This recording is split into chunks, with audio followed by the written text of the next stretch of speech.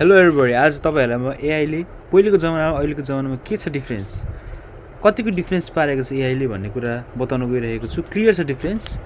Difference के छ भन्दाखेरि तपाईको चाहिँ क्रिएटिभिटी। पहिलेको जमानामा मान्छेहरूले निकै ड्रइङ गर्थे।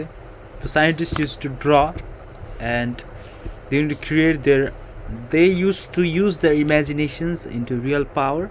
बट अहिले के भइरहेछ भन्दाखेरि एआईको प्रयोग गरेर भिडियो जेनेरेट गर्ने र इमेज जेनेरेट गर्ने काम भइरहेको छ, जुनले चाहिँ निकै नकारात्मक इफेक्ट हाम्रो समाजमा पार्न सक्छ भन्ने कुरा एउटा उदाहरण दिन सकिन्छ।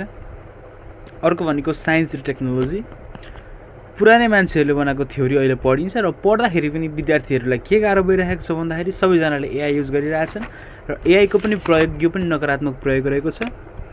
यस्तो किसिमको गतिविधिले विद्यार्थीहरूको मानसिक सोच्ने क्षमता र क्रिएटिभिटी इमेजिनेसन सबै हराउँछ भन्ने हाम्रो धारणा हो। र अहिले एटेन्सन स्प्याम भन्ने कुरा पनि तपाईले बुझिसक्नु भएको छ होला। धेरै रिल हेर्ने, फेसबुक चलाइदिने, इन्स्टा चलाउने यो पनि निकै भइरहेको छ र पुरानो कल्चरहरूलाई बिर्सिने काम पनि भइरहेको छ। कृपया यो नगरिदिनु होला। हाम्रो कल्चरलाई अगाडि बढाउँ। धन्यवाद।